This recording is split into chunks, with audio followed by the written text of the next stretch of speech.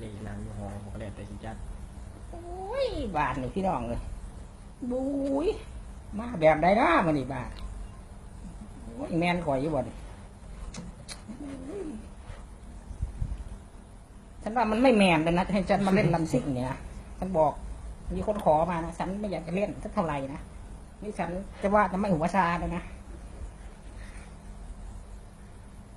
ไอ้ฉันเล่นพินนี่ฉันไม่แมนนะดูการแต่งตัวของฉันก่อนนะ